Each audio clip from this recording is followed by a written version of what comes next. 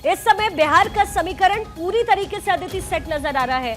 जो थोड़े बहुत अंतर थे वो भी भारी डिजिट के साथ जो है एनडीए के खाते में जाती हुई नजर आ रही है। लगातार नंबर गेम आप देख रहे हैं और इसी नंबर गेम की जो लड़ाई है वो एनडीए वर्सेस महागठबंधन के बीच में चली आ रही थी। अदिति, बहुत सारी रैलियां हुई, प्रधानमंत्री पहुंचे, गृह मंत्री अमित शाह पहुंचे, उन एरिया में पहुंचे, उन इलाकों में जहां पर आरजेडी का जिसे गढ़ कहा जाता है। तस्वीरें जो आंकड़े आए हैं वो चौंकाने वाले। चौंकाने वाला तो ये है कि कांग्रेस 2 पर है और अभी बताया जा रहा है कि सिर्फ एक सीट किशनगंज में वो आगे चल रही है। सबसे चौंकाने वाली बात। दूसरा, नरेंद्र मोदी ने कहां रैली करी और कहां क्या कुछ कहा, उससे ज्यादा वोट परिवार को नहीं दिया गया। ये बड़ी बात। और एक शायद बड़ी खबर है जी, बड़ी खबर इस समय मिल रही है।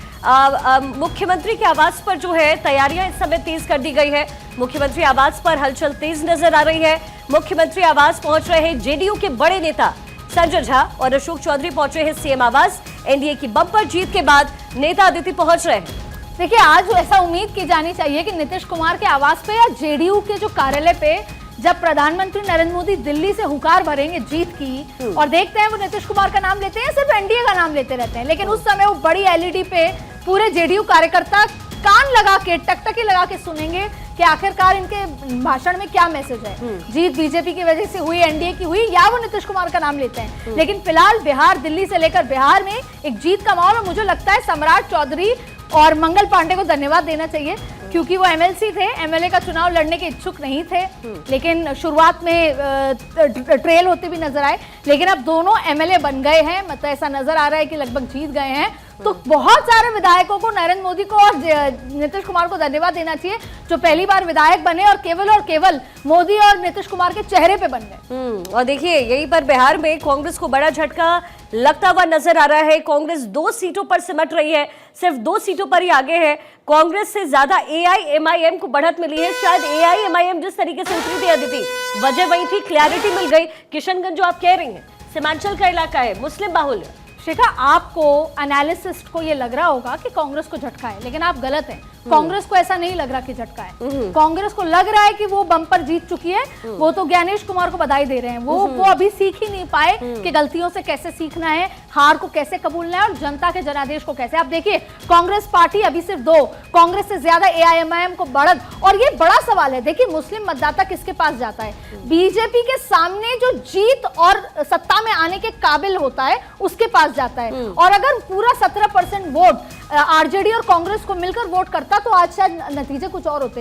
ये पता होने के बावजूद कि एआईएमआईएम सत्ता में नहीं आ सकता, उनको सत्ता से कुछ नहीं दिला सकता, उसके बावजूद भी एआईएमआईएम के पास जाना ये दिखाता है कि कितना निराश है मुस्लिम मतदाता। मुस्लिम मतदाता निराश है। और मैं तो जब पूरे बिहार का मैप देख रही हूँ अदिति, क्योंकि जब मैंने 7000 किलोमीटर ट्रैवल किया बिहार के अंदर में, तो अगर मैं पूरे मैप को देखती हूँ तो नीचे का जो इलाका है जिसे सीमांचल कहते हैं, पूरा मुस्लिम बाहुल्य है। वहां पर सबसे ज्यादा बेनिफिटेड अगर कोई पार्टी रही है तो वो आरजेडी रही है। आरजेडी का गढ़ है, जो तिरहुत का पूरा एरिया है वो आरजेडी का गढ़ है। और वहां हर जगह कुछ ये तस्वीरें जो है नजर आ रही है जहां पर सिर्फ भगवा ही भगवा है। तो जरा आप सोचिए, वो बेल्ट जो मुस्लिम बाहुल्य है वहां पर बीजेपी आ रही है, ये कोई छोटी बात थोड़ी है। ये पोलराइजेशन जबरदस्त हुआ है वहां पे। और ये पोलराइजेशन का मैजिक भी बीजेपी को बहुत बेहतर तरीके से पता है, कैसे योगी आदित्यनाथ को कहां पर भेजना है, क्या कहलवाना है। और भले योगी आदित्यनाथ ने हिंदुत्व वाली बात नहीं कही हो, लेकिन फिर भी बुलडोजर लेकर जाना, बुलडोजर में किस किस के घर डहे हैं, ये भी सीधा मैसेज जाता है।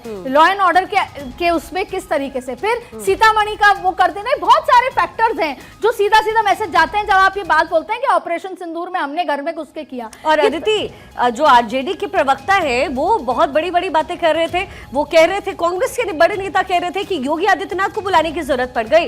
राबड़ी देवी की बेटी मीसा भारती कह रही थी कि अपने राज्य को संभालिए। लेकिन बीजेपी जिस पॉइंट को उठाती है उसे पता होता है कि भले जाति पे जो है आधारित पूरा वोट का समीकरण बिहार में, लेकिन हिंदुत्व जाएगा नहीं। देखिए, जाति तो तोड़ ही दिया, वो ताना बाना इस बार लाभार्थी कर दिया। लाभार्थी वर्सेस जाति की बात करें तो लाभार्थी बहुत आगे निकल गया, पहली बात। और दूसरी बात, इस बात से नकारा नहीं जा सकता कि सबसे जो एक वोट बैंक, जो स्थायी वोट बैंक है पूरे भारत में, वो एक हिंदू वोट बैंक है। आप बिहार चले जाएं, केरला चले जाएं, दुनिया भर में कहीं चले जाएं, एक वोट बैंक उनका स्थायी है हिंदुत्व। दूसरा आता है नियो नेशनलिज्म, जहां पर यह है कि हमने ट्रंप को ऐसा कर दिया, उस पर भी बात करेंगे। नियो नेशनल क्या, भारत इतना आगे पहुंच चुका है, तीसरी चौथी अर्थव्यवस्था पर पहुंच जाएगा और अभी इतने अच्छा कर रहा है। फिर आता है लाभार्थी वोट बैंक, जो यहाँ पर साफ नजर आ रहा है। फिर आता है वर्कर कार्यकर्ता, और एक और बहुत इंपॉर्टेंट बात, क्योंकि बात आई नियो नेशनलिज्म की, अभी ट्रंप तो पूरे वैश्विक रूप से इतने पॉपुलर हैं, उसके बावजूद ट्रंप न्यूयॉर्क में अपने विरोधी के सामने हार गए।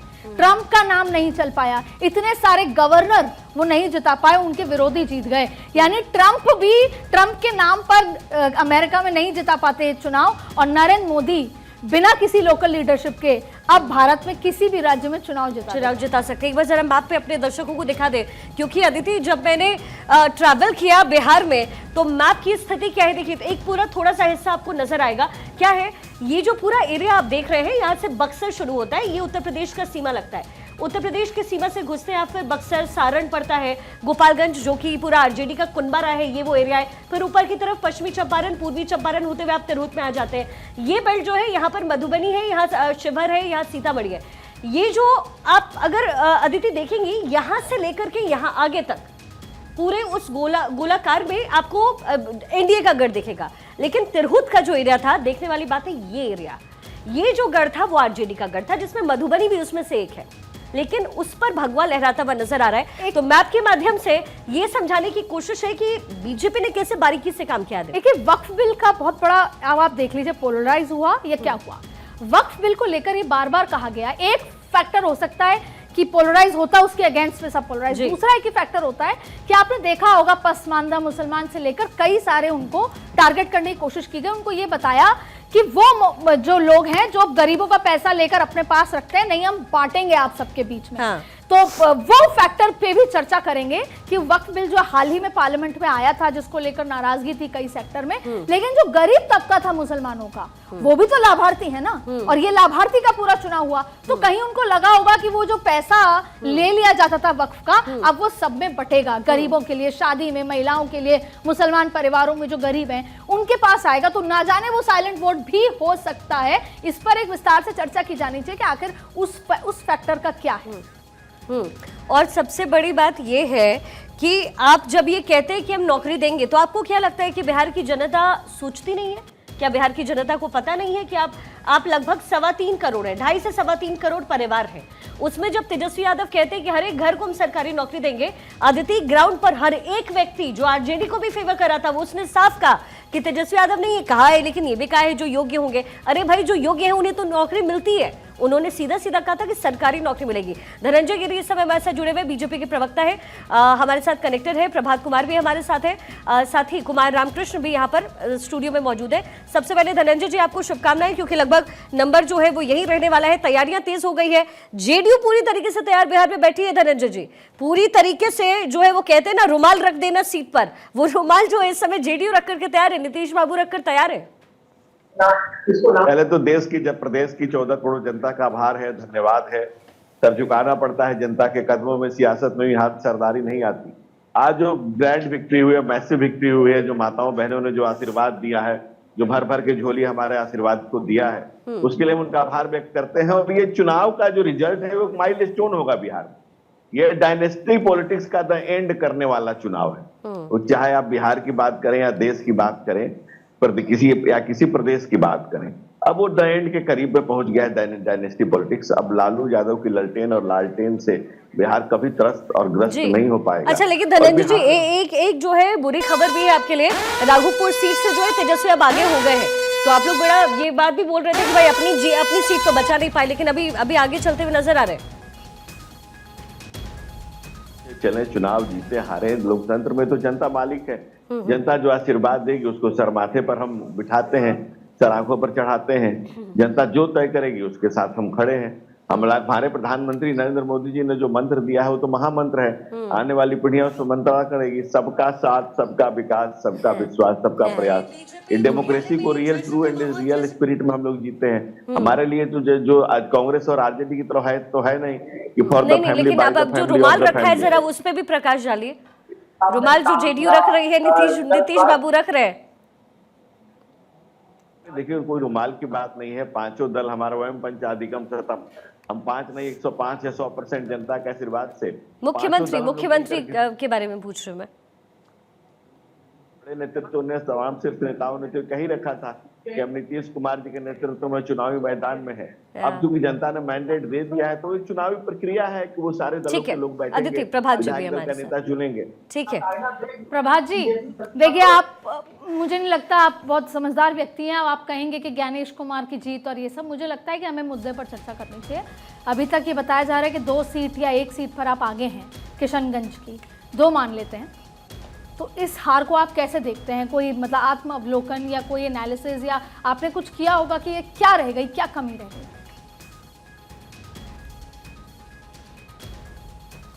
कमी पे तो मैं आऊँगा कि अपनी कमियों को स्वीकार करना हर एक व्यक्ति का दायित्व भी होता है। चूँकि हम जनता के बीच में थे, जनता के मुद्दों के साथ थे।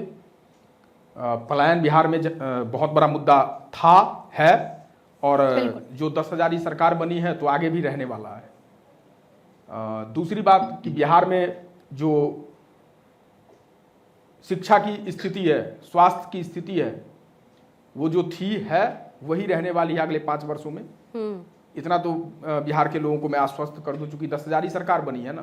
क्योंकि मैं दिल्ली रहता हूं, बिहार से जुड़ा हुआ हूं, बिहार मेरी जन्मभूमि है और दिल्ली मेरी कर्मभूमि है जी। तो दिल्ली में मैंने देखा, और आपने भी देखा होगा, 2500 रुपये देने की बात हो रही थी। प्रधानमंत्री जी कहते थे कि एक भी झुग्गी नहीं टूटेगी, जहां झुग्गी वहीं मकान। लेकिन मैंने दिल्ली में देखा है, और आपने भी देखा होगा, अपने कैमरे की नजर से देखा होगा या स्वयं ही देखा हो। प्रभात जी माफ कीजिए, बीच में क्योंकि तो आपने सवाल किया है। प्रभात जी, आपने यही सारी बातें आपने बिहार में रखी थी सर, और आप 2 सीटों पर सिमट गए हैं। ये बहुत सोचने की बात है। ये बातें जो आप अभी यहाँ टेलीविजन पर कह रहे हैं सर, यही तो मुद्दे आपने रखे। बिहार की जनता ने आपको नकार दिया है क्या आपकी और जनता के बीच में? ऐसा कुछ है अविश्वास? मान क्यों नहीं रही आपकी बात जनता? हाँ, बिल्कुल मान इसलिए नहीं रही है ना कि अभी आपने कहा कि नरेंद्र मोदी वो व्यक्ति हैं जिनके कारण बिना लोकल लीडरशिप की चुनाव जीत जाती है। तो अब नीतीश कुमार को सिरे से नकार रही हैं, तो ठीक है, मुझे भी अच्छा लग रहा है। क्योंकि झारखंड में ये बात आपने नहीं बोली थी। अगर झारखंड चुनाव में यही बात आपने बोला होता, ऐसे आरोप मत लगाइए। मैं बताती हूँ क्या बोली थी। मैंने ये कहा था कि वहीं पर महिलाओं ने हरियाणा में लोकल लीडरशिप आपने बोला ना। अरे क्यों नहीं कहा सर? आप ऐसे बैठे बैठे थोड़ी आरोप लगाएंगे सर, आपसे ज्यादा हम भी दिन भर बात करते हैं। आपने जो शब्द कहे, क्या झारखंड में हमने कहा है कि महिला वोट जेएमएम के साथ चला गया क्योंकि जेएमएम ने खाते में पैसा डलवाया था। आज भी कह रहे हैं 10,000 रुपए डलवाए हैं तो बीजेपी को वोट मिला है। कान और आंख खोल के सुन लीजिए सर। बहुत धन्यवाद। मैं चाहता था ये बात आप बोलें, क्योंकि आपने नरेंद्र मोदी जी को क्रेडिट दिया था, इसलिए मैं चाहता था ये स्पष्ट हो जाए। मैं अपने लिए नहीं, आपके व्यूअर के लिए चाह रहा था कि इसका जवाब दूंगी, आप पूरा कीजिए। अब रह गई बात, एक बात, अरे आप प्रवक्ता नहीं है भाजपा के प्रवक्ता धनंजय भाई बैठे हैं, सुनिए तो सही। मैं रख रहा हूं अपनी बात को, मेरी स्वीकारोक्ति तो सुन लीजिए। हमने बिहार के हर मुद्दे को उठाया, लगातार जनता के बीच में गए, लेकिन जो जनमत होता है वो हर एक व्यक्ति को सिरोधार्य करना चाहिए।